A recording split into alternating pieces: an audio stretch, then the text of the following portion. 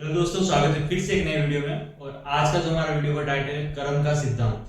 कर्म का सिद्धांत हमारे वीडियो का टाइटल है।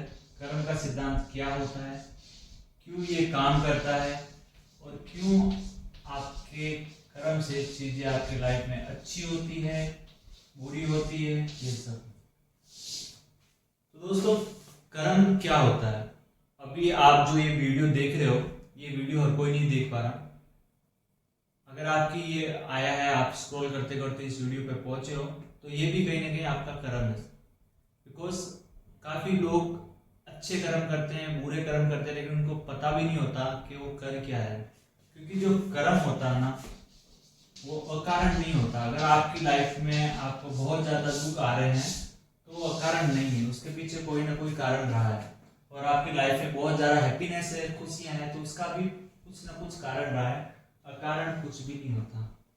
होता है ना कि मैंने बहुत सही किया फिर भी मेरे साथ बुरा हो गया।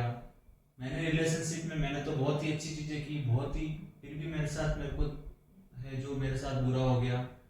या फिर आप बहुत अपनी लाइफ में स्ट्रगल कर रहे हो, आपको लगता है कि मैंने कुछ नहीं किया, लेकिन फिर भी आपके साथ बुरा हो गया। तो ये क्यों होता है? कर्म ऐसे ही नहीं आता कि आपको सिर्फ दुख देने के लिए आ रहा है। कुछ ना कुछ आपका प्रारब्ध रहता है। प्रारब्ध रहता है तभी आपको किसी न किसी फॉर्म में कर्म आपको मिलता है। यही कर्म का सिद्धांत है। कर्म इज लाइक, जैसे आपके साथ कभी हो सकता है कि आपको कोई नुकसान हो गया 5 लाख रुपए का। तो 5 लाख रुपए का नुकसान आपको ऐसा ही नहीं हुआ है। आपने अपने पास्ट में हो सकता है कुछ ऐसा किया हो जिसमें आपका इंटेंशन तो नहीं था। आपका इंटेंशन तो नहीं था कि किसी को 5 लाख का नुकसान हो, लेकिन किसी न किसी फॉर्म में आपकी वजह से किसी का 5 लाख का नुकसान हुआ है।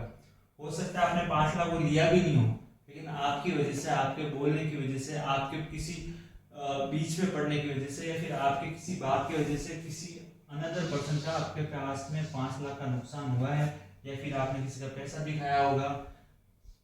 तो अगर आपने बुरा किया है तो आपको वो वापस निकलना पड़ेगा। तो वो कोई ना कोई कारण रहा है पास्ट का, तब जाके आपको भविष्य में 5 लाख का लॉस होता है। लॉस भी ऐसा नहीं होता, लॉस भी ऐसा हो सकता है कि आपने कोई बिजनेस किया, उसमें लॉस हो गया। आपने अपने बच्चे की एजुकेशन में 5 लाख रुपए लगाए, लेकिन वो एजुकेशन बच्चे को ढंग से मिली नहीं, वो लॉस हो गया। ऐसे आपका लॉस होता है। ऐसा भी होता है, देखो, बच्चा बहुत आपका अच्छा है, होनहार है, संस्कारी है, लेकिन वो सबके साथ अच्छा रहता है, लेकिन आपके साथ अच्छा नहीं रहता है। आपकी जो एक्सपेक्टेशन है उसके ऊपर वो आपको सही जवाब नहीं दे रहा है। सबसे अच्छा बोलेगा, जब आपकी सेवा की बात आती तो आपकी सेवा नहीं कर रहा है, क्योंकि आपने पास्ट में कोई ऐसा कर्मा किया है, तब वो आपको, आप ही को सुख नहीं दे रहा, लेकिन वो बाकी के साथ अच्छा बिहेवियर है, तो ये भी आपका कर्मा है। तो कर्मा, आप सोचते हो कर्मा आपके द्वारा होता है, आपको लगता है कि मैंने सही किया। आप हर जगह सही नहीं होते। आप, मैं, जो भी है, सही इसलिए नहीं होते कि हम हमारे स्वार्थ के लिए बहुत सारी चीजें करते हैं, लोगों के दिल दुख जाते हैं, लोगों को ठेस पहुंच जाती है, फिर हम सोचते हैं हमने तो अच्छा किया भाई। और जब भविष्य में वापस 5 साल 6 साल बाद में वापस जब वो कर्मा बैकफायर करता है आपको, ऑब्वियसली अगर आपने किसी का उधार लिया है 1 रुपया, तो आपको फ्यूचर में कभी ना कभी तो देना पड़ेगा ना। या फिर तो आपका मन है कि मैं दूंगा तो आप दोगे, लेकिन आपने तो नियति ही बना ली, भूल गए मेरे को देना ही नहीं है, तो फिर वापस आपको क्या लगता है, इस भगवान ने जो पृथ्वी बनाई है, इतने सारे ह्यूमंस बनाए, इजीली सब चलेंगे। जब हम एक छोटी सी ऐप यूज करते हैं, मान लो हम इंस्टाग्राम यूज करते हैं, छोटी सी एक प्रॉब्लम आ जाती है, तो कैसे हम हाथों हाथ टेक करके उसको प्रॉब्लम को बता देते हैं, और इंस्टाग्राम उस चीज का सोल्यूशन भी कर देता है। और छोटी सी भी प्रॉब्लम हो इसको, तो भगवान ने जब इतने लोग बनाए हैं, मिलियंस लोग धरती पे रह रहे हैं, मिलियंस लोग रह रहे हैं यहाँ पे, तो आपको क्या लगता है कोई भी बुरा करेगा तो वो जिंदगी भर सुखी रहेगा? और कोई भी अच्छा करता रहेगा और उसको कभी उसके साथ बुरा ही बुरा होगा, ऐसा कहाँ लिखा है? भगवान का जो सॉफ्टवेयर बना ना, उसमें किसके साथ किसने क्या किया, किसने किसके साथ क्या नहीं किया, सब रिकॉर्डेड है। और जब टाइम के साथ में प्रॉफिट भी मिलता है, और टाइम के साथ आपको है जो प्रॉफिट नहीं मिला, तो आपको है जो आपको दुख है ना, वो भी वापस मिलेगा आपको। ये बैलेंसिंग करिए, ये बैलेंसिंग होगा। आप सोच रहे हो जैसे एक इंसान ने बहुत बहुत गलतियां की अपनी लाइफ में, किसी का दिल दुखाया है, किसी के पैसे खाए हैं, तो आपको क्या लगता है वो जीवन भर सुखी रहेगा? देखो, आपके जीवन में गीता क्या कहता है, आपकी जीवन में आत्मा, आपकी जो बॉडी होती है वो तो कपड़ों की तरह आप हर जन्म में बदलते हो, लेकिन आपकी जो बॉडी होती है, आपकी जो सोल होती है इनसाइड वाली, आपकी आत्मा और आपके प्रारब्ध, ये हमेशा आपके साथ में रहते हैं। आपके प्रारब्ध आपको भोगने पड़ेंगे आपके प्रेजेंट में, दैट इज अ लॉ, ये कर्मा का लॉ है। आप सोच रहे हो मैंने प्रारब्ध किए हैं, मैंने बुरा किया है, मैंने गलत किया है, मैंने अपने माँ बाप की सेवा नहीं की है, मैंने उनको दुख दिया, मैंने किसी का पैसा खाया है और फिर मेरा लॉन्ग टाइम अच्छा चलेगा? नहीं चलेगा भैया, बैलेंस करना पड़ेगा। हो सकता है आपने अपने आपकी आत्मा में जो बुरा किया है वो तो प्रेजेंट में आके आपको उसको बैलेंस ही करना पड़ेगा, प्रारब्ध आपको भोगना पड़ेगा प्रेजेंट में।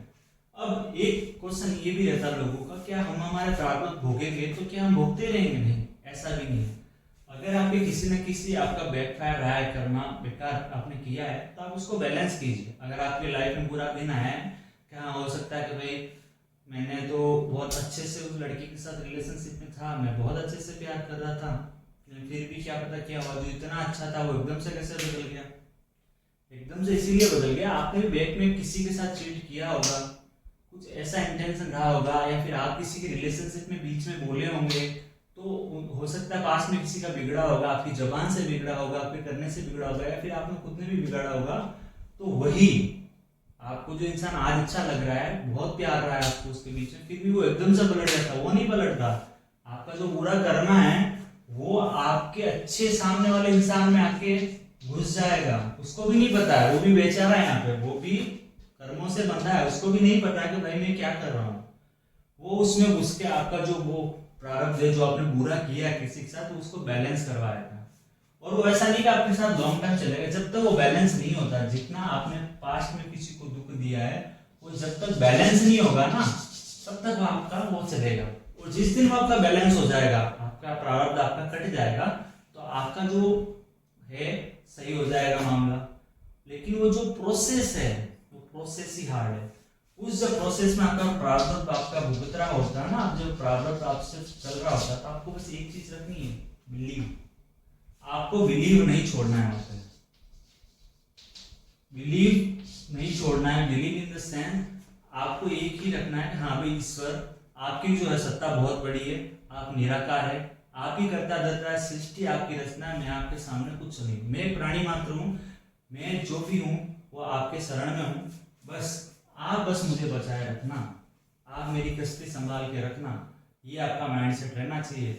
और फिर खुद से भी एक प्रण ले लेना होता है कि भाई जो कर्मा हो गए, जो बुरा कर दिया लोगों के साथ कर दिया, अब मैं आज से किसी के साथ बुरा नहीं करूंगा कि किसी का दिल दुखे, मैं किसी के साथ पैसा नहीं खाऊंगा, किसी को गलत सलाह नहीं दूंगा, या फिर जहाँ पे भी लोग गलत है मैं नहीं उन्हें सुधार सकता, तो मैं वहां से चुप रहूंगा। वहां पे मैं अपनी फालतू का ज्ञान भी वही नहीं दूं, क्योंकि फालतू का बोला हुआ भी किसी आदमी के माइंड में कैसे वर्क करता है, वो भी एक प्रारब्ध बनता है ना। हमने किसी राय को अप्लाई नहीं की, लेकिन हमने लोगों को दे दी और लोगों ने हमारे भरोसे मान ली और वो उसमें घाटा हुआ, तो प्रारब्ध तो हमारा खराब हुआ ना, हमारे बोलने से उसने खराब हुआ ना, तो नियति तो हमने खराब की। तो ये सब भी ध्यान रखना है। और जब आपका प्रारब्ध चल रहा होता है तो मोस्टली आप वो गलतियां ना करें जो आपके आने वाले फ्यूचर के कर्मा को बिगाड़ दे। फ्यूचर को कर्मा को आप बोलते हैं संचयमान।